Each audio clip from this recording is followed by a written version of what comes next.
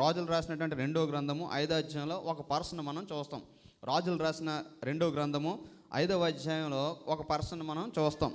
Syria రాజు సైన్యాధిపతి అయిన నయమాను అనునొకడు ఉండెను. అతని చేత యెహోవాయే సిరియా దేశమునకు జయము కలగజేసి ఉండెను గనుక అతడు తన యజమానుని దృష్టికి గనుడై దయ పొందిన వాడు ఆయన. ఇక్కడ మనం చూస్తాం నయమాను అనబడినటువంటి వ్యక్తిని మనం చూస్తాం. ఈ నయమాను అనబడినటువంటి వ్యక్తి హీఈస్ నాట్ ఏ క్రిస్టియన్ అనమాట. He's not a Israelite. అతడు ఇశ్రాయేలు కాదు. అతడు దేవుని యొక్క వాక్యం తెలిసిన వాడు అంతకంటే కానే కాదు. ధర్మశాస్త్ర దేశకుడు కాదు. అంతేకాకుండా అతడు దేవుని యొక్క ధర్మశాస్త్రంలో ఏ విషయాన్ని కూడా ఎరిగినవాడు కాదు. వాక్యం స్పష్టంగా చెప్తుంది అతడు ఏ దేశస్తుడట? సిరియా దేశస్తుడట. సిరియా దేశస్తుడు అయినప్పటికీ ఆయనకు జయము కలగజేస్తుంది ఎవరంటే దేవుడే అతని చేత జయము కలగజేస్తాడు. మీరు రాజులు రాసినటువంటి 22 అధ్యాయం చూసినట్లయితే అక్కడ మనం చూడగలుగుతాం. రాజులు రాసినటువంటి గ్రంథము 22 అధ్యాయం మనం చూస్తే 22 అధ్యాయము 31 వచనం మనం చూస్తే రాజులు రాసిన సిరియా రాజు తన రథముల మీద అధికారులైన 32 అధిపతులను పిలిపించి అల్పులతోనైనను గనులతోనైనను మీరు పోట్లాడవద్దు, ఇశ్రాయేల్ రాజుతో మాత్రమే పోట్లాడని ఆజ్ఞ ఇచ్చిండగా. ఇక్కడ సిరియా దేశానికి ఇజ్రాయెల్ దేశానికి యుద్ధం జరిగింది. ఆ యుద్ధంలో జయం కలగజేసిన వారు సిరియా సైన్యానికి జయం కలగజేసిన వారు ఎవరట? ఎవరు కలగజేశారట? దేవుడే కలగజేశాడు. ఇప్పుడు దేవుడు తన ప్రజల యుద్ధం చేస్తున్నప్పుడు తన ప్రజలకు యుద్ధంలో జయం ఇయ్యాలా, లేదంటే అన్య రాజులైన వారికి యుద్ధంలో జయం ఇయ్యాలా? మీరు చెప్పండి. ఇప్పుడు దేవుడు తన ప్రజలైన వారు యుద్ధ భూమిలో ఉన్నప్పుడు మనం దేవునికి సంబంధించిన వారు, బయట ఉన్నవారు అన్యకు సంబంధించిన వారు. ఇప్పుడు దేవుడు మన పక్షంగా ఉండాలా, బయట వారి పక్షంగా ఉండాలా? మన పక్షంగా ఉండాలి.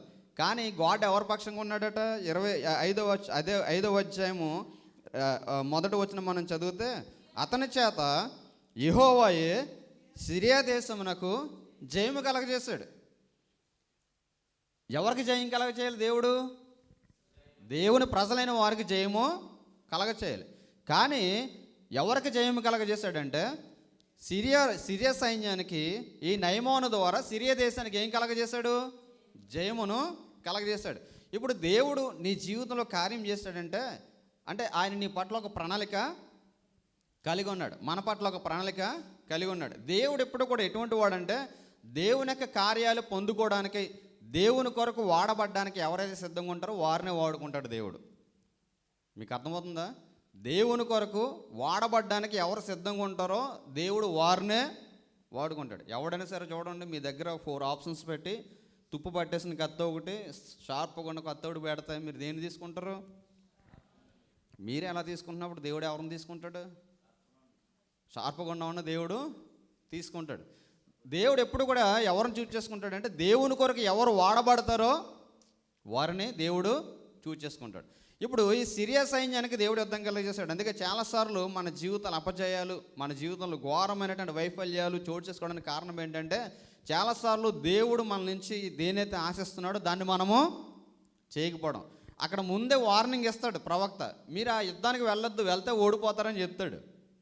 కానీ నువ్వు చెప్పింది అంటే ఎవడకు కావాలని చెప్పేసి ఏం చేస్తారంటే వాళ్ళు ఆ యుద్ధానికే వెళ్తారు. చాలామంది చూడండి సలహాలు మమ్మల్ని అడుగుతారు, కానీ ఫైనల్గా ఏం చేస్తారంటే తీసుకునే నిర్ణయాలు మాత్రం ఎలా ఉంటాయంటే వాళ్ళే తీసుకుంటారు. మొన్న హరిత దత్తు వాళ్ళు ప్రతి విషయంలో నన్ను కన్సర్న్ చేస్తారు. మొన్న అడిగారు అనమాట, హరిత జాబ్ ట్రయల్స్ చేంజ్ అవ్వాలన్నప్పుడు ఒక వెంటనే దత్తు ఫోన్ చేసి అడిగాడు, అన్న హరిత ఇంటికి వెళ్ళాలి, సో వీజా చేంజ్ మీద ఇంటికి వెళ్ళాలన్నా, ఇంటికి పంపిద్దాం అనుకుంటున్నానంటే ఓకే అన్నాను. అన్న తర్వాత మరలా ఏమన్నాడంటే హరితతో పాటు నేను కూడా వెళ్దాం అనుకుంటున్నానన్న, ఒక 3 డేస్గా అన్నాడు. ఎట్టి పరిస్థితులు వెళ్ళకని చెప్పాను. ఆమె జాబ్ చేంజ్ మీద వెళ్తుంది, నువ్వేమో జాబ్లో ఉన్నావు, కొత్త ప్రొఫైల్, ఒక ప్రాజెక్ట్ హ్యాండిల్ చేస్తున్నావు, ఎట్టి పరిస్థితులు వెళ్ళకు. ఎందుకంటే ఇవన్నీ కూడా ఒకసారి మిస్ మ్యాచ్ అయినాయి అంటే ఇద్దరు కూడా స్ట్రగుల్లో పడతారు. సో వెళ్ళదని చెప్పినప్పుడు అతను క్యాన్సిల్ చేసుకున్నాడు, హరిత ప్రయాణాన్ని కూడా క్యాన్సిల్ చేసి ఫైన్ పే చేశాడు. నేను కూడా అన్నాను, అదే డబ్బులు ఇంటికి వెళ్ళి టికెట్లు పెట్టే డబ్బులు ఫైన్ వస్తుంది. మీరుతో వైఫ్ అండ్ హస్బెండ్కి గాడ్ ఎక్కడో ప్లాన్ ప్రకారం తీసుకొచ్చాడు. You have to utilize that opportunity. ఈ దేవుడు మనకు ఛాన్స్ ఇచ్చినప్పుడు దాన్ని ఏమాత్రం మిస్యూజ్ చేసుకోవద్దని చెప్పినప్పుడు వెంటనే వారు క్యాన్సిల్ చేసుకున్నారు. వెంటనే జాబ్లో స్థిరపరచబడ్డారు. ఇప్పుడు నన్ను అడిగినందుకు నేను గొప్పనని చెప్పట్లేదు, కానీ వారు అడగాలన్న మనసు దేవుడు వారికి కలగజేశాడు. చెప్పడం కాదు కానీ చెప్పిన దాన్ని వాళ్ళు రిసీవ్ చేసుకోవడం కూడా గొప్ప. చాలామంది అడుగుతారు కానీ ఏం చెప్పినా దాన్ని రిసీవ్ చేసుకున్న అనుభవాన్ని చాలామంది కలిగి ఉండరు. ఇప్పుడు సిరియా రాజుకు ఈ యొక్క సిరియా సైన్యాధిపతికి దేవుడు యుద్ధంలో జయం కలగజేశాడట. యుద్ధంలో జయం కలగజేసినప్పుడు అక్కడ మనం చూస్తే ఎప్పుడైతే యుద్ధం జరిగిందో ఆ యుద్ధంలో జయం సాధించినప్పుడు, పాతకాలంలో చాలాసార్లు చెప్తుంటాను, ఇప్పట్లాగా కాదు, పాతకాలంలో ఏం చేసేవారంటే ఒక దేశం ఇంక దేశం మీదకి వెళ్ళి యుద్ధం చేసినప్పుడు అందులో ఉన్న శ్రేష్టమైన వస్తువులన్నీ కూడా తీసుకుని వెళ్ళిపోయేవారు. శ్రేష్టమైన స్త్రీలందరూ కూడా తీసుకుని వెళ్ళిపోయేవారు. ఇప్పుడు ఈ సిరియా సైన్యాధిపతి అయినటువంటి ఆ యొక్క నయమాను యుద్ధంలో జయం సాధించిన తర్వాత అక్కడ ఇశ్రాయేల్ దేశం నుండి ఒక అమ్మాయిని తీసుకుని వెళ్ళిపోయాడు అనమాట. అక్కడ మనం చూస్తే క్రిందకి ఇంకా మనం చదివితే తన యజమానుడి దృష్టికి గనుడై దయ పొందిన వాడైను, అతడు మహాపరాక్రమశాలి ఉండని కానీ అతడు కుష్ఠరోగి. ఇక్కడ నయమాన్ని మనం చూసినట్లయితే నయమాన్ యొక్క క్యారెక్టర్స్ అన్నీ కూడా చూస్తే వాక్యం చెప్తుంది, అతడు యజమానుని దృష్టికి దయ పొందిన వాడు అయినప్పటికీ అతడికి ఏముందట, అతడు పరాక్రమశాలి ఉండని కానీ అతడు కుష్ఠరోగి. అతనికి ఉన్నటువంటి ఒక బ్యాక్లాగ్ ఏంటంటే అతనికి శరీరం అంతా కూడా ఒక రోగంతో నిండిపోయింది, అది కుష్ఠరోగం. చాలామంది నయమాను యొక్క పరాక్రమాన్ని చూస్తున్నారు కానీ ఇతనికి కుష్టి వ్యాధి ఉన్న సంగతి ఎవరికి తెలుసు అంటే కేవలం వాళ్ళ ఇంట్లో ఉన్న వారికి నయమానికి తెలుసు అనమాట. చాలాసార్లు మనం చాలా బలంగా బయట వారికి కనపడవచ్చు, మనం చూసిన వారందరూ కూడా అనుకోవచ్చు ఎంత ఆత్మ సంబంధమైన బలమైన వ్యక్తిగా, ఒక బలమైన విశ్వాసం ఉన్నాను మనం అనుకోవచ్చు. కానీ మన బలహీనతలు అంటే ఎవరికి తెలుసు? దేవునికి తెలీదు. అదే మన సింపుల్సిటీ ఏంటంటే అన్నీ యువత నుంచి సాయంత్రం వరకు ఏం చేసానో అంటాం కానీ చేసినన్నీ నీకు తెలుసు, మనం ఏం చేస్తామో మనకు తెలుసు. కానీ ప్రార్థన చేసినప్పుడు చాలామంది నేను గమనిస్తూనే ఉంటారు, మీకు విరోధంగా ఏమైనా చేసి ఉంటే ఆల్రెడీ చేసిన తర్వాత మనం చేసే ప్రార్థన ఎలా ఉంటుంది? మీకు విరోధంగా నేను ఆల్రెడీ చేస్తావు, ఏం చేస్తావు అన్నీ మీకు తెలుసు, అన్నీ నాకు తెలుసు. అందుకే నేను అంటాను, దేవునితో ఇంటర్ కనెక్షన్ కలిగి ఉంటే నీకు నాకు ఎవరు చెప్పనవసరం లేదు. దేవునికి సమూహంలో మోకరించి అలా కళ్ళు మూసుకుంటే చాలు, నువ్వేం చేసావు అన్నీ దేవుడు నీకు స్పష్టంగా తెలియజేస్తాడు, నీకు ఎవడో చెప్పనవసరంలా. నయమానికి ఉన్నటువంటి యొక్క డిఫెక్ట్, తన శరీరంలో ఉన్నటువంటి యొక్క డిఫాల్ట్ ఎవరికి తెలుసు అంటే నయమానికే తెలుసు. ఈ యొక్క విషయాన్ని మనం పరిశీలన చేస్తే అక్కడ ఉన్న సమాజానికి తెలీదు. ఆ సమాజం అంతా నయమాను చూసినప్పుడు నయమాను యొక్క పరాక్రమాన్ని చూస్తున్నారు. నయమాను యుద్ధంలో నిలబడ్డాడంటే ఎటువంటి యుద్ధ వీరుడైనా సరే నయమాను ముందు ఓడిపోవాల్సిందే. అంతేకాదు నయమాను దేవుని దృష్టికి దయ పొందినవాడు. ఆయనే నయమాను చేత అనేక యుద్ధముల్లో జయము కలగజేశాడట. ఇప్పుడు నయమానుకు ఒక కుష్ఠరోగం ఉంది. అక్కడ మనం చూస్తే సిరియనులు గుంపులుగా బయలుదేరి ఇశ్రాయేలు దేశం మీదకు పోయిండి. వారు అచ్చట నుండి ఒక చిన్నదాన్ని చెరగొని తేగ అది నయమాను భార్యకు పరిచారము చేయుచుండెను. ఒక చిన్న అమ్మాయిని తీసుకొచ్చారు. ఒక చిన్నదంటే ఒక యవనస్తురాల్ని. ఆ యొక్క యుద్ధంలో జయం సాధించిన తర్వాత ఒక యవనస్తురాల్ని వాళ్ళ ఇంట్లో పని చేయడానికి తెచ్చుకుని ఇంట్లో పని చేస్తున్నారనమాట. ఆ పని చేస్తున్నప్పుడు ఈ యొక్క నయమానికి ఆమె పరిచర్య చేస్తుంది. నయమాను కుటుంబానికి ఆమె పరిచర్య చేస్తుంది. ఈ నయమాను వస్త్రాలన్నీ కూడా ఉదుగుతున్నప్పుడు మరి ఆమె గమనించింది ఏంటో మనకు తెలియదు. కానీ కుష్ఠరోగం ఉన్నవారికి మీరు ఎప్పుడైనా చూసారో లేదో నాకు తెలియదు. ఈ కుష్ఠరోగం ఉన్నవారు ఏం చేస్తుంటారంటే వారికి శరీరం నుండి ఎప్పుడు కూడా ఒక ద్రావం అనేది కారుతూనే ఉంటుంది, ఒక రసం అనేది శరీరం నుండి కారుతూనే ఉంటుంది. అది బయటికి కారకుండా ఉండడానికి ఏం చేస్తారంటే క్లాత్స్ చుట్టుకుంటూ ఉంటారు. నాకు చిన్నతనంలో చదువు చెప్పినటువంటి ఒక తాతయ్య గారు అనమాట. నేను ఆయన దగ్గర నేర్చుకున్నాను తెలుగు. నా ప్రాస అందుకే బాగుంటుంది. ఎందుకంటే మాస్టర్ అంటుంటారు కదా, ఆ రాసే విధానం అంటారు. నేను 5th క్లాస్లో ఉన్నప్పుడే అప్పట్లో ఒక తెలుగు కాంపిటీషన్ పెడితే 7th 8th 9th ఉన్న వారిని కూడా నేను బీట్ చేసి మంచి మార్కులు తెచ్చుకున్నాను. అప్పుడు నేను రాసినటువంటి వర్డ్స్ అనమాట, తెలుగు అచ్చ తెలుగు వర్డ్స్ చెప్పినప్పుడు నేను దాంట్లో రాసి మంచి పేరు వచ్చింది నాకు. అప్పుడు డిఈఓ నన్ను అందరిలో కూడా పిలిచి నువ్వు ఎక్కడ నేర్చుకున్నావు బాబు, ఎవరు నేర్పించారు నీకు అని అడగడం జరిగింది. చాలా స్పష్టంగా చెప్పేవాడు అనమాట. అతను తెలుగు చాలా అనర్గళంగా మాట్లాడుతుండేవాడు. మహాభారతంలో ఉన్నటువంటి సూక్తులను కూడా అనర్గళంగా చెప్తుండేవాడు. అతను కూర్చోబెట్టుకుని ఒక 20-30 మంది కూర్చుని భారతాన్ని ఈ యొక్క శాస్త్రాలన్నీ కూడా చదివించుకునేవారు. ఎక్కడి నుంచి వచ్చాడంటే ఆయన ఇస్లాం మతస్థుడు అయినప్పటికీ కూడా ఈ గ్రంథాలన్నిటి మీద మంచి పట్టు కలిగిన వాడు. అతడు ఒక పద్యాన్ని పాడుతున్నప్పుడు ఇప్పుడున్న టెక్నాలజీ అప్పట్లో లేదు, నేను చాలా ట్రై చేశాను. కానీ అప్పుడు అతను పాడినటువంటి పద్యాలు రికార్డ్ చేస్తే అతను పాడినటువంటి పద్యాల్లో ఉన్నటువంటి భావాలకి సమాధానం చాలామంది చెప్పలేని స్థితిలో ఉండేవి. కొన్ని మతాలకు సంబంధించినటువంటి ఆ యొక్క మరి వివరణ అంతా కూడా పద్యాల్లో వివరిస్తున్నప్పుడు అతను నాకు చదువు చెప్తున్నప్పుడు నేను అతని దగ్గర ఉంటుండేవాను. అతను కుష్ఠరోగం అనమాట. అతను ఏం చేస్తాడంటే రోజు ఈ యొక్క క్లాత్స్ కట్టుకుంటూ ఉండేవాడు.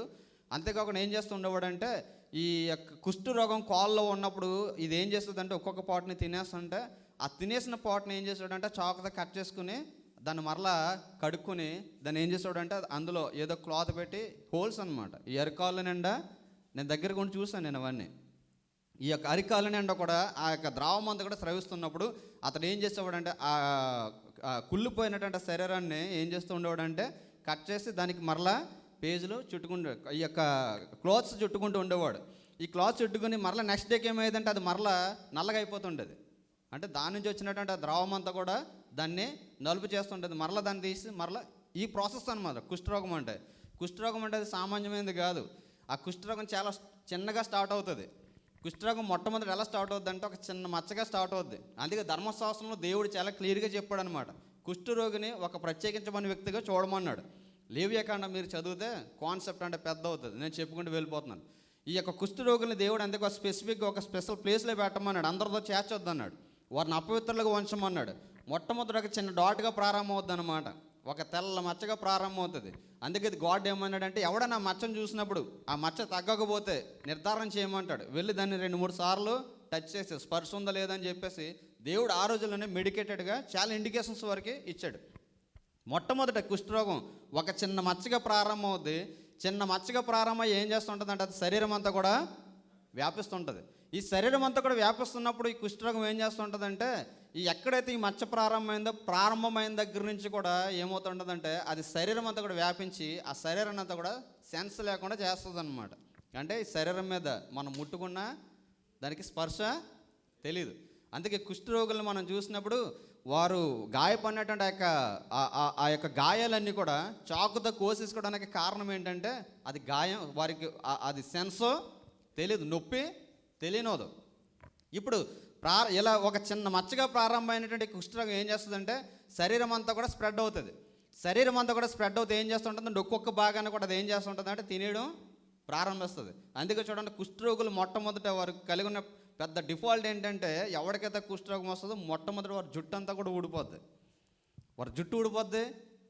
అక్కడ ఆ ప్రదేశం అంతా కూడా ఇంకా లూజ్ అయిపోద్ది అనమాట. ఒక్కొక్క బాడీలో ఒక్కొక్క పాటను అది ఏం చేస్తుంటుందంటే ఆ బ్యాక్టీరియా లూజ్ చేస్తూ ఉంటుంది. మొట్టమొదటి జుట్టు ఊడిపోతుంది. రెండోదిగా కొండ రెప్పల దగ్గర ఇవి ఊడిపోతాయి. మూడోదిగా మనం చూస్తే ఎముకలన్నీ కూడా ఎముకలన్నీ కూడా బలహీనపరిచేస్తూ ఉంటుంది.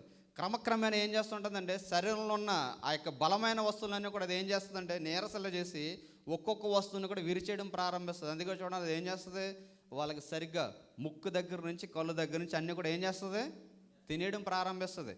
చేతులు ఉండవు, చేతులు మొక్కలు ఊడిపోతుంటాయి, కాళ్ళు మొక్కలు ఊడిపోతుంటాయి, అన్నీ ఏం చేస్తుంటుంది శరీరంలో ఒక్కొక్క భాగం అంతా కూడా డెడ్ అయిపోతుంటుంది.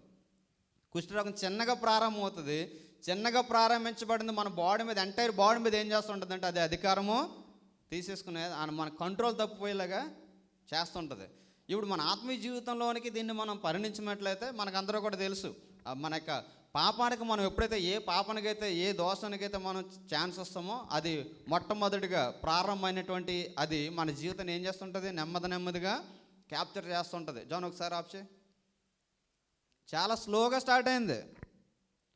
దేన్ని ఆక్రమించిందంటే దేన్ని ఆక్రమించకూడదు ఆ ప్లేస్ ఉంది అది తీసేసుకుంది. కుష్ఠరోగం కూడా అంతే. మొట్టమొదటి చిన్నగా ప్రారంభం అవుతుంది. అది శరీరం అంతా కూడా వ్యాపిస్తుంది. శరీరం అంతా కూడా వ్యాపించి శరీరంలో ఉన్న ప్రతి అవయవాన్ని కూడా దాని కంట్రోల్లోనికి అది తీసుకుంటుంది. ఒకసారి ఒక సేవకుడు మన దగ్గరకు వచ్చాడు. ఇది చాలా సంవత్సరాల క్రితం 2010 ఇన్ బిట్వీన్ అనమాట. వచ్చినప్పుడు ఆ వాకింగ్ చెప్పి వెళ్ళిపోతుంటే నేను ఆయన చాలా దూరం నుంచి వచ్చాడని ఆ క్రింద రెస్టారెంట్ తీసుకెళ్ళి టిఫిన్ ఇప్పిస్తున్నాను. టిఫిన్ ఇప్పిస్తున్నప్పుడు అతను చెప్పాడు అనమాట, మీరు ఎక్కడ పరిచయం చేస్తారంటే నేను పలానా చోట కుష్ఠరోగుల మధ్య పరిచయం చేస్తానని చెప్పేసి అన్నాడు అనమాట. అంటూ ఆ కుష్ఠరోగులకు ఉన్నటువంటి ఒక హ్యాబిట్ ఆయన చెప్పాడు అనమాట. అది విని నాకు చాలా ఆశ్చర్యం వేసింది. ఈ కుష్ఠరోగులట వారు పిల్లలు కూడా ఆరోగ్యకరంగా ఉండాలని కోరుకోరట. అతను చేసే మినిస్ట్రీ ఏంటంటే ఈ కుష్ఠరోగులు ఏం చేస్తారట, వారు పిల్లలు ఒకవేళ బాగుపడి పెద్దోళ్ళు అయితే మమ్మల్ని పట్టించుకోకుండా వదిలేసి వెళ్ళిపోతారు అని ఒక సైకాలజికల్ ఆలోచన కలిగి ఏం చేస్తారంటే, పిల్లలు నిద్రపోయినప్పుడు ఏం చేస్తారట, వారు బాడీలో కారుతున్నటువంటి రసాన్ని ఇంజక్షన్లోకి తీసుకుంటారట. ఇంజక్షన్లోకి తీసుకుని వాళ్ళ పిల్లలు పడుకున్నప్పుడు ఏం చేస్తారట, వాళ్ళ పిల్లలకి ఎక్కించేస్తారట. వాళ్ళ పిల్లలకి ఎక్కించేసిన తర్వాత మీరు ఎప్పుడైనా సరే చూడండి, పుట్టుకతోటి ఎవడో కుష్ఠరోగం అవడు. పుట్టుకతోటి కుష్ఠరోగంతో పుట్టాడని ఎవరు అనరు. కుష్ఠరోగం అనుకున్నటువంటి డిసీజ్ ఏంటి తెలుసా? లెపోరా అనబడిన ఒక బ్యాక్టీరియా ఉంటుంది.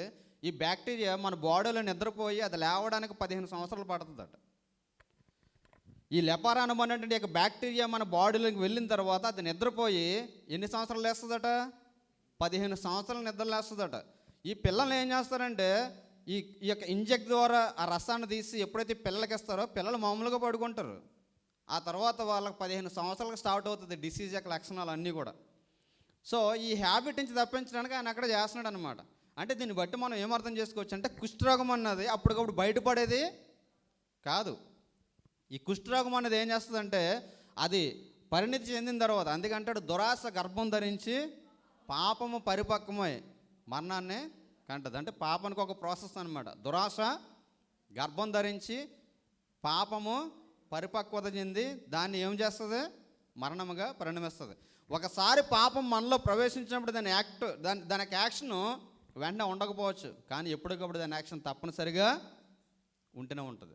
ఇప్పుడు ఈ యొక్క నయము అన్నటువంటి కుష్ఠరోగం కలిగిన వ్యక్తి, ఈ కుష్ఠరోగం కలిగినప్పుడు అతడు ధరించుకున్న వస్త్రాలన్నీ కూడా, ఎన్ని వస్త్రాలు ధరించుకుంటున్నాడో తెలియదు, బయటకు మాత్రం ఎలా కనిపిస్తున్నాడు అంటే చాలా హోందాగా కనిపిస్తున్నాడు. ఒకసారి కొంచెం ఆ ప్యాసేజ్ మనం చూస్తాం. వస్త్రాలు వేసుకున్నాడో తెలియదు, వేసుకున్న వస్త్రాలు ఉదుకుతున్నప్పుడల్లా ఈ అమ్మాయి ఆ వస్త్రాలకు అవుతున్నట్టు మరకలు చూస్తుంది. ఇద్దరికి తెలిసి సీక్రెట్ ఎవరెవరికి, ఒకటి వైఫ్కి, 2 ఈ అమ్మాయికి. వెంటనే ఈ అమ్మాయి చూసి ఏమందంటే, చూడండి అక్కడ, అది 3వ వచనం, సోమ్రోన్లోనున్న ప్రవక్త దగ్గర నా ఏలిని కూడా ఉండవాలని నేను ఎంతగానో కోరుచున్నాను. అతడు నా ఏలి వారికి కలిగిన కుష్ఠరోగం బాగు చేయనని తన యజమానురాలుతాను. ఈ అమ్మాయి ఆ కుష్ఠరోగగ్రస్తుడైన నయమాను చూసినప్పుడు వెంటనే వాళ్ళ ఆవిడ దగ్గరికి వెళ్ళి ఏమన్నదంటే, మీ ఆయనకి కుష్ఠరోగం ఉంది కదా, ఈ కుష్ఠరోగం అంతా కూడా పోవాలంటే ఇదిగో మా దేశంలో ఒక ప్రవక్త ఉన్నాడు, ఆ ప్రవక్త దగ్గరికి వెళ్తే మీ ఆయనలో ఉన్నటువంటి కుష్ఠరోగము ఖచ్చితంగా పోతుంది అని చెప్పేసి వెంటనే ఏం చెప్పిందంటే, నయమాను యొక్క వాళ్ళ ఆవిడకి ఏం చేసింది? సువార్త ప్రకటన చేసింది, దేవుణ్ణి పరిచయం చేసింది. చూడండి ఇక్కడ మనం చూస్తే, ఎప్పుడైతే ఈ అమ్మాయి చెప్పిందో వెంటనే ఈ మాట నయమానికి వాళ్ళ భార్య చెప్పింది. నయమానికి వాళ్ళ భార్య మాట చెప్పిన వెంటనే నయమాను రాజుకి చెప్పాడు. రాజుకి చెప్పిన అన్నాడు, రాజు అన్నాడు, నువ్వేం కంగారు పడకు, నువ్వు అక్కడికి వెళ్ళడానికి ఏర్పాటుని కూడా చేస్తానని చెప్పేసి రాజుకి ఒక ఉత్తరం రాసి, ఇదిగో నా సేవకుడు, నా పరాక్రమశాలి, నా సైన్యాధిపతి అయినటువంటి నయమాన్ని నేను పంపిస్తున్నాను, అతను శుద్ధి చేయాలంటే ఈ రాజు ఏం చేస్తాడంటే భయపడి ఏడుస్తుంటాడు. ఇదిగో మనతో ఎలా యుద్ధం చేయాలని సిరియరాజు చూస్తున్నాడు, చూడండి ఏ కారణం లేకుండా కుష్ఠరోగిని మన దగ్గర పంపించి స్వస్థపరచమంటున్నాడు, స్వస్థపరచడానికి నేనేమన్నా దేవుణ్ణా అని ఏడుస్తుంటాడు అనమాట. ఏడుస్తుంటే ఈ యొక్క మాటలన్నీ కూడా ఎవరో తెలుస్తాయంటే ఎలీషాకి తెలుస్తాయి. అప్పుడు ఎలీషా అంటాడు, ఆయన ఏడొద్దని చెప్పండి, ఇశ్రాయేల్లో ప్రవక్త అన్నవాడు ఒకడు ఉన్నాడు, దేవుడు ఉన్నాడు, దేవుడు అద్భుతం చేస్తాడు, దేవుడు కార్యం చేస్తాడని చెప్పండి, ఆ స్వస్థత అంతా కూడా దేవుడు ఇస్తాడని చెప్పండి అని చెప్పేసి చెప్తాడు. అప్పుడు నయమాను వస్తాడు. నయమాను వచ్చి చూడండి అక్కడ మనం చూస్తే 9వ వచనం, మనం చూస్తే 9వ వచనం, నయమాను గుర్రములతోనూ రథములతోనూ వచ్చి ఎలీషా ఇంటి ద్వారం ముందర నిలిచి ఉండగా, ఎప్పుడైతే ఈ యొక్క వార్త నయమానుకు తెలియచేయబడ్డదో నయమాను ఏం చేశాడంటే వెంటనే తన పరాక్రమవంతుడు కనుక గుర్రములతోనూ రథములతోనూ వచ్చి ఎక్కడ నిల్చున్నాడట? ఎలీషా ముందు నిల్చున్నాడట. అంటే దీన్ని బట్టి అతను ఎంత పరాక్రమశాలి మనము చూడొచ్చు. అందుకే వాక్యంలో దేవుని యొక్క వాక్యం చెప్తుంది, రక్షించడానికట గుర్రములు అక్కడికి రావు, రథములు మనల్ని రక్షించినారు. అందుకే దావీదు అంటాడు, వారు కృంగి నేల మీద పడి ఉన్నారు, మనం లేచి చక్కగా నిలబడి ఉన్నాం అంటాడు. అంటే దేవుని యందు విశ్వాసం కలిగిన వారు, దేవుని యందు నమ్మకించిన వారు, గుర్రాలు కలిగిన వాళ్ళని, రథాలను కలిగిన వారిని ఏమీ చూడనవసరం లేదు. గుర్రాల రథాలు అంటే అర్థం ఏంటంటే అంబానీలు అంటాడు, ఫ్లైట్లో తిరుగుతుంటాడు, అది మనకు అనవసరం. నువ్వు దేవుని కలిగి ఉన్నావంటే దేవుడు నీకు అంతకంటే శ్రేష్టమైన ఈవుని ఇవ్వగలడని విశ్వసించినప్పుడు అంతకంటే మనము సంతోషంగా ఆనందంగా ఉండగలుగుతాం. ప్రపంచంలో ఎక్కువగా దుఃఖం కలిగిన వారు ఎవరట? దుఃఖం కలిగిన వారు ఎవరట? ప్రపంచంలో మనశ్శాంతి లేకుండా ఉండేవారు ఎవరట? పక్కన చూసి ఏడ్చేవాడట. పక్కన చూసి ఏడ్చేవాడు ఎప్పుడు కూడా ప్రశాంతంగా ఉండలేడు. నీకు కలిగిన దాంతో నువ్వు తృప్తి కలిగి ఉంటే దాని అంతా భాగ్యం ఉండదు. మీరు చూడండి, అందుకే నేను చాలాసార్లు పరిశీలన చేస్తాను. మీరు పరిశీలన చేస్తారో లేదో నాకు తెలియదు, కానీ కొన్నిసార్లు వెళ్తున్నప్పుడు, కారులో వెళ్తున్నప్పుడు పని చేస్తుంటారు రోడ్డు పక్కన. వాళ్ళ మిట్ట మధ్యాహ్నం కూడా చక్కగా చెట్ల దగ్గర, ఖర్జూరం చెట్ల దగ్గర వేసుకుని హాయిగా నిద్రపోతుంటారు. అది ఎండైనా కానివ్వండి, ఏదైనా కానివ్వండి, చాలా చక్కగా పడుకుంటారు. నాకు అనిపిస్తుంటుంది నిజంగా ఈ పొజిషన్లో మనం ఉంటే మనకి ఏమనిపిస్తుంది, కొన్నిసార్లు మనం ఏమనుకుంటాం, నాకు ఎందుకు వచ్చిందిరా బాబు బతుకు అనుకుంటాం చాలాసార్లు. వాళ్ళంత రిలాక్సేషన్గా పడుకోగలుగుతున్నారంటే, అందుకే ప్రసంగులు అంటాడు, కష్టజీవులట కొద్దిగా తిన్నాను ఎక్కువగా తిన్నాను సుఖ నిద్ర పొందుతారట. ఏం చేస్తారట? కష్టజీవులు కొద్దిగా తిన్నా ఎక్కువగా తిన్నా వాళ్ళకి సుఖమైన నిద్ర కలిగి ఉండేవాడు ఎవడంటే కష్టం చేసేవాడు. ఆశ ఎక్కువైనాడలా దాన్ని భక్షించేవారు కూడా ఎక్కువ అవుతారట. ఆశ ఎక్కువైతే దాన్ని భక్షించేవారు ఎక్కువ అవుతారు. ఇప్పుడు ఈ నయమాను రథములతోనూ గుర్రములతోనూ వచ్చి ఎలీషా ముందు నిలబడినప్పుడు ఎలీషా అక్కడ అన్నమాట ఏంటంటే, ఎలీషా నీ వార్దాన్ నదికి పోయి 7 మార్లు స్నానం చేయము, నీ ఒళ్ళు మరల బాగా నీవు శుద్ధుడు ఒగదు అని అతనితో చెప్పుటకు ఒక దూతను పంపాను. వచ్చి ఎలీషా ముందు నిలబడ్డాడు. ఎలీషా ముందు నిలబడితే ఇతడు సైన్యాధిపతి. ఇతడు ఏమని ఎక్స్పెక్ట్ చేశాడంటే, నా దగ్గరకు వస్తాడు, దిగి సలాం చెప్తాడు అని అనుకున్నాడు. కానీ అసలు ఇక్కడ ఉన్నవాడు మహా జగముండి అనమాట. జగముండి ప్రవక్తలుగా ఎవరిని మనం చూడగలుగుతాం అంటే, ఒకటి ఏలియా, 2 ఎలీషా. ఏలియా మొండి ప్రవక్త అంటే మొండివాడి దగ్గర శిష్యరకం చేసిన వాడు ఎలీషా. డబల్ మొండి అనమాట. ఎంతటి వాడైనా సరే ఏమంటాడంటే అవతల పొమ్మని అంటాడు. దేవుడు తప్ప ఇంకేమీ కూడా నాకు కన్సర్న్ లేదంటాడు. నేను అదే చాలాసార్లు చెప్తుంటాను, దేవుణ్ణి నిజంగా పరిపూర్ణంగా విశ్వాసం వచ్చిన వాడు మానవుని ఎప్పుడు కూడా లక్ష్య పెట్టడు. అంటే గేరగా ఉండమని కాదు, డబ్బును ఎప్పుడు కూడా లక్ష్య పెట్టడు. సహవాసం చేయొద్దని కాదు, ఎప్పుడు కూడా ధనం మీద, ఈ లోక సంబంధమైన వాటి మీద ఎప్పుడు కూడా శ్రద్ధ నిలపడు. ఇప్పుడు ఎలీషా దగ్గరకు వచ్చినప్పుడు ఎలీషా వెంటనే ఏమన్నాడంటే, రే పలానా ఓడొస్తాడు, వాడు ఏం చెప్తావంటే, నీకు కుష్ఠరోగం ఉందో నాకు తెలుసు, వెళ్ళి యోర్దాన్లో 7 సార్లు ములిగేసి పొమ్మను, వాడు రోగం వాడిని విడిచి వెళ్ళిపోద్ది అని చెప్పేసి ఎవరిని పంపించాడంటే అతను పనోడిని పంపించాడు. వచ్చి ఇంటి ముందు ఉన్నాడు. వెంటనే పనోడు వెళ్ళాడు. పనోడు వెళ్ళి ఏం చెప్పాడంటే, నువ్వు వెళ్ళి యోర్దాన్లో 7 సార్లు మునిగితే నీ కుష్ఠరోగం పోతుందని మా సేవకుడు చెప్పాడు. అంటే అక్కడ చూడండి, నయమాను 10వ వచనం. అందుకు నయమాను కోపం తెచ్చుకొని ఇట్లా నేను అతడు నా యొద్దకు వచ్చి నిలిచి తన దేవుడని యెహోవా నామమును బట్టి తన చెయ్యి రోగము ఉన్న స్థలం మీద ఆడించి కుష్ఠరోగం మానుపునని నేను అనుకుంటుని. ఏమంటున్నాడట? ఏమొస్తుందట? ఏమొస్తుంది? కోపం వచ్చేసిందట. చాలాసార్లు విశ్వాసాలకు ఏమొస్తుంది? కోపం వచ్చేద్ది. దేవుడు చెప్పినట్టు ఆశీర్వాదం పొందుకోవడానికి నేను అదే చెప్పాను స్టార్టింగ్లో. చాలాసార్లు దేవుడు మనం దీవించడానికి ఇష్టపడుతుంటాడు, కానీ మనం చేతులారా దాన్ని ఏం చేస్తుంటాను? మన చేతులారా మనం దానిని పోగొట్టుకుంటూ ఉంటాం. ఇక్కడ ఎలీషా దగ్గరికి నయమాను రావడానికి ప్రధానమైన కారణం ఏంటంటే, అతడు దేని నిమిత్తం అయితే బాధపడుతున్నాడో ఆ బాధపడుతుంటాడు కుష్ఠరోగాన్ని పోగొట్టడానికి వచ్చాడు. పోగొట్టడానికి వచ్చిన వాడికి అన్నీ ఏముండాలి? అన్నీ తగ్గి ఉండాలి. వచ్చేమంటే అది కార్యం పొందుకునేలా ఉండాలి. ఏమనుకున్నాడట? ఎలీషా నా దగ్గరకు వచ్చి నా కుష్ఠరోగం మీద చెయ్యాడించాలంటే పైనుంచి కింద 4 సార్లు సవారు తీయాలన్నమాట. కొంతమంది విశ్వాసంలో ఏం చేయాలి?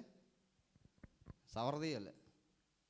ఇప్పుడు మనం పప్పి డాగ్ ఉంటుందండి, అది మురుగుతుంటుంది. దాన్ని ఏం చేయాలి? డాగ్ పప్పి అని ఎప్పుడైతే చేసి ఇలా అంటామో అప్పుడే ఊరుకుంటారు.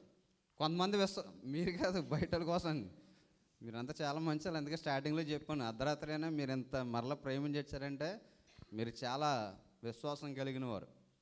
కొంతమంది ఎలా ఉంటారంటే వారిని ఎప్పుడు కూడా సవారు తీయాలి.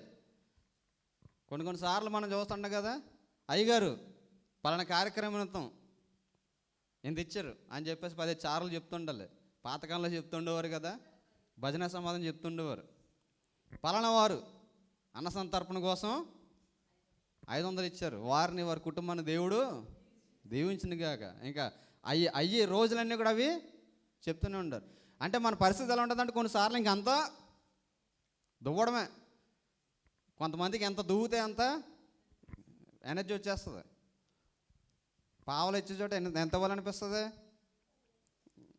నాలంటాడు ఉన్నాడానికి వీడికి అసలు ఇచ్చిన అనవసరం అనుకుంటారు కొంతమంది. ఎందుకంటే మా వెర్షన్ అలా ఉంటుంది. నయమని అనుకున్నాడట, వీడెవడో నాకు చెప్పడానికి.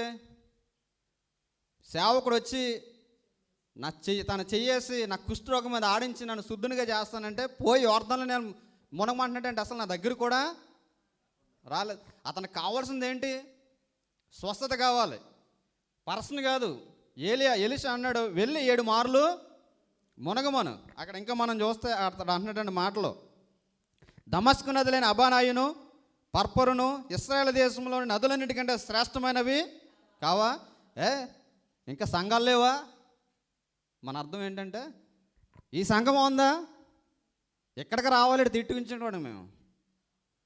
దుబాయ్లో ఎన్ని సంఘాలు లేవు? అదే అక్కడ కరామాలో పెద్ద సంఘం ఉంది, పలానా చోట పెద్ద ఆడిటోరియం తీసుకుని చేస్తున్నారట. ఎక్కడికి రావాలా? మన వెర్షన్ ఎలా ఉంటుంది కొన్నిసార్లు అని చెప్పేసి చూడండి వెళ్ళిపోతున్నాడు అనమాట. వాటిలో స్నానం చేసి నేను శుద్ధులు అందలేనా అనుకొని రౌద్రుడే తిరిగి వెళ్ళిపోయాడట. ఏమైందట? రౌద్రుడే. ఉన్నమాట అంటే ఎవరి కోపం వస్తుందట? ఉన్నమాట అంటే ఊరికి దూరం అంట. ఉన్నమాట అంటే వాక్యం నీతో మాట్లాడుతున్నప్పుడు, దైవ సేవకుని ద్వారా వాక్యం నేను గద్దిస్తున్నప్పుడు, ఇక్కడ వాక్యం చెప్పేవాడి ద్వారా వాక్యం నేను గద్దిస్తున్నప్పుడు నువ్వేం చేసుకోవాలంటే నువ్వు సరి చేసుకోవాలి. రౌద్రంతో తిరిగిపోతే ఎవడ క్లాసు? ఈ దేవుడు సంఘం అండి. నేను లేకపోతే నాలాంటి బాబుని తీసుకొస్తాడు దేవుడు. నేను ఎప్పుడు అదే ఇల్లు వాళ్ళు అనేది దగ్గర పెట్టుకుని దేవుడి దగ్గర అయితే నేను లోబడి ఉంటాను. నేను అందుకే దేవుని దగ్గర ఏ ఆపర్చునిటీ కూడా మిస్ అవును. దేవుడు నిన్ను కాకపోతే నీలాంటి వాళ్ళు 100 మందిని తీసుకొస్తాడు. దేవుడు కుక్క చేత పాడించగలడు. గాడిదకు వాక్కునిచ్చినవాడు, గాడిదకు వాక్కునిప్పించినవాడు. ఒకవేళ టైంకి నేను లేకపోతే గాడిదని వెళ్ళి ప్రసంగం చేయమంటాడు దేవుడు. అంత క్యాపబిలిటీ కలిగిన దేవుడు. ఇతనికి ఏమొచ్చిందట? కోపం వచ్చేసిందట. ఏమన్నాడు? మరి 7 సార్లు నువ్వు ఎందుకు వచ్చావు? స్వస్థత పొందుకోవడానికి వచ్చావు. అంతేగాని నీకు సత్కార్యాలు నీకెందుకు? సాలో గొప్ప నీకెందుకు? సాలో గొప్పకపోతే నీకెందుకు? మనకు కావాల్సింది ఏంటి? దేవుని దగ్గర నుంచి కార్యము పొందుకోవడం. ఇక్కడ చూడండి, రౌద్రముగా వెళ్ళిపోయాను. అయితే అతని దాసుల్లో ఒకడు వచ్చి, నాయన ప్రవక్త ఏదైనా ఒక గొప్ప కార్యము చేయనని నియమించినట్లా నువ్వు చేయకుందవా? అయితే స్నానం చేసి శుద్ధుడు కమ్మన్న మాట దానికంటే మేలు కదా అని చెప్పాడు. ఒకడు వచ్చాడట. ఒకడు వచ్చి ఏమన్నట్టు వెళ్ళిపోతున్నావు ఏమన్నాడట? ఎందుకు అంత కోపం తెచ్చుకుని వెళ్ళిపోతా? అతడు చెప్పాడంటే సంథింగ్ ఏదో మిరాకిల్ జరుగుతుంది. ఒకసారి ఇల్లు అందులో ములిగితే తప్పేముంది అన్నాడట. అంతేగాని అవును ఇక్కడ మాత్రం ఇప్పుడు కూడా వచ్చావు కానీ అనలేదట. చాలామంది ఏమంటారు? వాళ్ళు రారు, వచ్చే వాళ్ళనే రానోరు. పోయేవాడిని అంటారు, ఇక్కడ బాగానే ఉంటారు. అవి బయటకు వెళ్ళిపోయిన తర్వాత ఫోన్ చేస్తారు అనమాట. అవును అసలు మనల్ని ఎప్పుడు పట్టించుకోడు. లెగ్ సైడ్ ఎటువంటి చేయడానికి మనం వెళ్ళకపోవడమే బెటర్. నువ్వు వెళ్ళిందే కరెక్ట్, నువ్వు చేసిందే కరెక్ట్. చాలామంది విశ్వాసాలు అలా చేస్తుంటారు. విశ్వాసం ఇటు కోపంతో రౌద్రంతో వెళ్ళిపోతుంటే ఒక సంయమనం కలిగిన ఒక పెద్ద ఆయన అంటున్నాడట, ఎందుకురా కోపం తెచ్చుకుంటావు? దైవ సేవకుడు నీకు ఏం చెప్పాడు? నీకు చెప్పిందల్లా ఒకటే, నేను ఏమన్నా భారం పోయమన్నాడా? 7 సార్లు మునగమన్నాడు. అతడు చెప్పాడంటే ఏదో జరిగే తీరుతుంది. అతడు చెప్పింది చెప్పినట్లు చేస్తే నీ జీవితంలో అద్భుతం జరుగుతుంది అని చెప్పినప్పుడు రౌద్రంగా వెళ్ళిపోతున్న వాడిని ఈ మాట ఏం చేసిందంటే శాంతపరిచింది. ఎదుటి వాళ్ళని మన మాటలు ఎలా ఉండాలంటే శాంతపరిచే రీతిగా ఉండాలి. అంతేగాని చాలాసార్లు మనం ఎలా ఉంటుందంటే ఒక మాట చెప్తే ఇంకొక 10 మాటలకు ఎక్స్ట్రా వేసి కొంచెం బీపీ రేజ్ అయిన ఎక్కడ తీసుకెళ్ళిపోతారంటే ఇంకా పీక్ లెవెల్కి తీసుకెళ్ళిపోతారు చాలామంది. ఇక్కడ ఈ ప్రవక్త చెప్తున్న మాట, ఈ పెద్ద ఆయన అందులో ఒక దాసుడు చెప్తున్న మాట, ఎందుకంత నీ కోపం వస్తుంది? వెళ్ళి ఒకసారి మునిగేస్తే నీ సొమ్మేం పోతుంది అని చెప్పిన వెంటనే ఆడు వెళ్ళాడు అనమాట. చూడండి, అతడు పోయి దైవజనుడు చెప్పినట్టు యోర్దాను నదిలో 7 మార్లు మునుగగా అతని దేహము పసిపిల్ల దేహం వల్లే అతడు శుద్ధుడయ్యాను. 7 సార్లు వెళ్ళి మునిగాడట. చెప్పింది చెప్పినట్టు చేశాడట. ఏమైందట? అతడు శుద్ధుడయ్యాడట. అంతేకాకుండా క్రిందకి ఇంకా మనం చదివితే తన పరివారముతో కూడా దైవజనుని దగ్గరికి తిరిగి వచ్చి అతని ముందర నిలిచి చిత్తగించి, ఇశ్రాయేలులో ఉన్న దేవుడు తప్ప లోకమంతటి యందును మరి యొక్క దేవుడు లేడని నేను ఎరుగుతాను. ఇప్పుడు నీ దాసుడనైన నేను నా యొద్ద బహుమానము తీసుకోవాల్సినదని అతనితో చెప్పగా, ఇక్కడ మనం చూస్తే 7 సార్లు మునిగేసరికి ఆ 7 సార్లు మునిగిన ఆ యొక్క విశ్వాసానికట అతడి దేహం అంతా కూడా ఏమైపోయిందట, అనేక సంవత్సరాలుగా ఎవరు కూడా బాగు చేయని రోగంతో బాధపడుతున్నాడు. అతని రోగం అంతా కూడా విడిచిపోయి అతని దేహం అంతా కూడా మారిపోయి శుద్ధి అయిపోయిందట. అంటే చిన్న పిల్లవాని దేహం వల్లే అయిపోయింది. ఇందులో నా ప్రధానమైన కీవర్డ్ ఏంటంటే, ఇక్కడ మనం చూస్తే 18వ వచనం, నా యజమానుడు మొక్కుడకు రిమ్మోను గుడిలో చచ్చి నా చేతి మీద ఆనుకున్నప్పుడు నేను రిమ్మోను గుడిలో నమస్కారం చేసిన సంగతిని యెహోవా నీ దాసుడని నన్ను క్షమించును గాకని నయమాను చెప్పగా, నయమానుకు ఉన్నటువంటి బెస్ట్ క్యారెక్టర్ ఏంటి తెలుసా, బెస్ట్ క్వాలిటీ ఏంటి తెలుసా, తను చేసిన తప్పులన్నీ కూడా వచ్చి ఒప్పుకునే క్యారెక్టర్, దాచుకునే క్యారెక్టర్ కాదు. ఇక్కడ మీరు చూడండి, అప్పుడు స్వస్థపరచబడ్డ తర్వాత ఎలీషా దగ్గరకు వచ్చి అంటాడు, నాకేమొద్దు, కొంచెం మన్నునే నాకు ఇస్తే నేను తీసుకెళ్ళి నేను ఆరాధిస్తాను, నేను దాసుకుని అక్కడ నేను దేవుని స్తుతిస్తానని చెప్పి అంటాడు. ఎలీషా దగ్గరకు వచ్చి అంటాడు, నేను నా యజమాని ఎదుట చాలాసార్లు ఏం చేశానంటే నా దేవుని కూడా నేను మా దేవుణ్ణి ఆరాధించాను. ఎప్పటి వరకు కూడా నిజమైన దేవుడు ఈ దేవుడు అని తెలియక నేను వేరే దేవుళ్ళని ఆరాధించాను. కాబట్టి నేను ఆరాధించినటువంటి దానిని బట్టి నన్ను దయతో క్షమించమని నేను కోరుతున్నాను. అంటే ఒప్పుకునే అనుభవాన్ని కలిగినవాడు. అందుకే నేను అంటాను, దేవుని దగ్గరకు వచ్చినప్పుడు, దేవుని దగ్గర ఏదైతే మనం పొందుకోవాలో దాన్ని పొందుకోవడానికి వచ్చినప్పుడు మన దగ్గర ఉన్నవన్నీ కూడా ప్రక్కన పెట్టాలి. చాలాసార్లు ఇగోలకి వెళ్తుంటాం మనం. చాలాసార్లు నేను అదే చెప్తుంటాను, నేను పలానా దగ్గర నుంచి వచ్చాను, నేను పలానా దగ్గర నుంచి వచ్చాను, నేను ఎంత దేవుడికి కావాల్సింది నువ్వెంత అన్నది కాదు, దేవుని దగ్గర నువ్వు ఎంత తగ్గించుకున్నావు అన్నదే ఇంపార్టెంట్. దేవుని దగ్గర, దేవుని యొక్క సేవకుని దగ్గర నువ్వు ఎలా తగ్గించుకున్నావు అన్నది దేవునికి చాలా ఇంపార్టెంట్. మీరు బైబిల్ గ్రంథంలో చూడండి, రాజులైన వారు సైతము దేవుని సేవకుల ఎదుట ప్రవక్తల దగ్గర తగ్గించుకోవడానికి కారణం ఏంటంటే దేవుడు వారికి ఇచ్చినటువంటి వాక్శక్తి అటువంటిది. సౌలు తన చేజేతుల ఆశీర్వాదాన్ని అంతా కూడా కోల్పోవడానికి కారణం ఏంటంటే సౌలు ఘోరమైన పాపం చేశాడా? నేను చాలాసార్లు చెప్తుంటాను, సౌలు యొక్క స్టోరీ చదవండి. సౌలు చాలా నీతిమంతుడు, సౌలు చాలా తెంగరోడు చెప్పాలంటే. కానీ ఒకటే దైవ సేవకుని అంటాడు, సమూయేలు వెళ్ళిపోతుంటే ఆ చేయి పట్టుకుని ఆగమని పట్టుకుంటాడు, దుప్పడు పట్టుకుంటాడు. ఒకసారి ఆప్ చేయండి.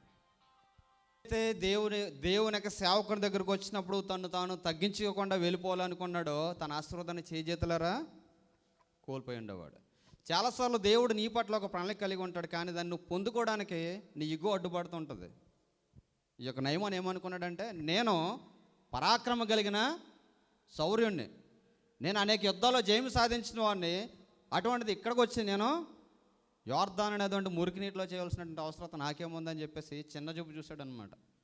నువ్వు ఎక్కడ ఉన్నావు అన్నది ఇంపార్టెంట్ కాదు.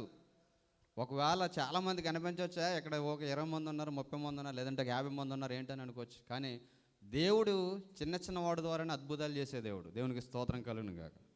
మీరు బైబిల్ గ్రంథంలో ఎప్పుడైనా సరే చూడండి, చిన్నవారి ద్వారా గొప్ప కార్యాలు చేశాడు. ఒక గిద్యోను ద్వారా దేవుడు దేశానికి యుద్ధంలో జయము కలగజేశాడు. దేవుడు ఎన్నుకున్న వారంతా కూడా చిన్నవారే. ఇప్పుడు మనం చూస్తే దేవుడు తనకు సిద్ధపరచినటువంటి ఆ యొక్క రక్షణ, ఆ యొక్క స్వస్థత పొందుకోవడానికి ఒకవేళ ఇగో కానీ అతడు అడ్డు పెట్టుకొని వెనక్కి వెళ్ళిపోయింటే తన జీవితంలో కావాల్సినటువంటి మేలుని అతడు చేజేతులరా నాశనము చేసి ఉండేవాడు. కానీ అతడు ఏం చేశాడు తెలుసా? వెంటనే తన యొక్క ఇగోనంతా కూడా విడిచిపెట్టి దేవుని యొక్క సన్నిధానంలో మరి దైవ సేవకుని మాటకు లోబడినప్పుడు వెంటనే అతడు స్వస్థజిత్తుడయ్యాడు. చూడండి, అక్కడ మనం చూస్తే స్వస్థజిత్తుడైనప్పుడు అతడు తీసుకొచ్చినటువంటి ఆ యొక్క వెండి, ఆ యొక్క వస్తువులన్నీ కూడా దైవ సేవకులకు ఇస్తున్నప్పుడు ఎలీషా ఏమన్నాడంటే, అవన్నీ కూడా నాకు అవసరం లేదు, చూడండి ఏది కూడా నాకు అక్కర్లేదని చెప్పేసి. చూడండి 16వ వచనం, ఎలీషా ఎవరి సన్నిధిని నేను నిలబడి ఉన్నానో ఇశ్రాయేలు దేవుడన్న యెహోవా జీవంతోడు నేనేమో తీసుకున్నానని చెప్పాను. నయమాను అతను ఎంతో బతిమాలను, అతడు ఒప్పకపోయాను. అక్కడ మనం చూస్తే ఎలీషా దగ్గరికి విస్తారమైన కానుకలు తీసుకొచ్చాడట. విస్తారమైన కానుకలు తీసుకొచ్చి ఎలీషాని కన్విన్స్ చేద్దామని చూస్తున్నా కానీ ఎలీషా తీసుకెళ్ళదు. నీ కానుకలు నువ్వే ఉంచుకో అని చెప్తే ఎలీషా దగ్గర ఒకడు ఉన్నాడు, గెహాజీ. అతను ఏమన్నాడంటే, ఈడోడర్ ఇచ్చాడు, ఎంత ఇస్తుండే తీసుకోవట్లేదండి అని చెప్పేసి అనుకున్నాడు. ఎంత తీసుకొచ్చాడట చూడండి, ఎంత తీసుకొచ్చాడు. 22వ వచనం.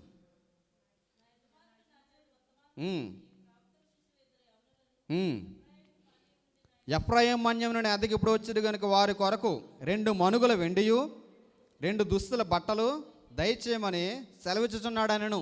అతను ఎన్ని మనుగులు తీసుకొచ్చాడో తెలియదు కానీ చాలా కానుకలు తీసుకొచ్చాడు. ఆ తీసుకొచ్చినటువంటి కానుకలన్నింటిలో నుంచి కూడా నయమాను ఎన్ని ఆశించాడు? 2 మనుగుల వెయ్యి. 2 మనుగులు అంటే ఎంత?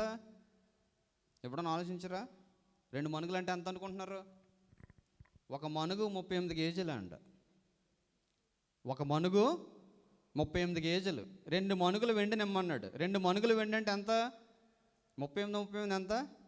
76 కేజీలు. 76 కేజీలు వెండిని కాల్కులేట్ చేస్తే ఎంత ఉంటుంది వాల్యూ? ఆ రోజుల్లో అతను తీసుకొచ్చిన కానుకలు అని చెప్తారు 1.2 మిలియన్ అంటారు. 1.2 మిలియన్ అంటే ఆల్మోస్ట్ 12 లక్షలు. 12 లక్షల కానుకని అవతల పొమ్మన్నాడు. ఎవరు? ఎలీషా. అయ్యగారు 2 కూర్చోండి అనలేదంట. ఎవడ కాలు పట్టుకుపో అన్నాడు. అందులో కొంచెం బాగానే తీసుకున్నాడు. ఎవరు? గెహాజీ. నేను దేనికి చెప్తున్నానంటే, ఎంత విస్తారమైన ధనం కలిగిన వాడు, ఎంత ఐశ్వర్యం కలిగిన వాడు, ఆ ధనము ఆ ఐశ్వర్యం అతనికి స్వస్థత ఇచ్చిందంటే స్వస్థత ఇవ్వలేదు. దేవుని మాటకు, ప్రవక్త మాటకు విధేయుడయ్యాడు. తన వెండి తన బంగారం ఇవ్వలేనటువంటి శ్రేష్టమైనటువంటి స్థితిని దేవుని యొక్క మాట ద్వారా అతడు తిరిగి సంపాదించుకున్నాడు.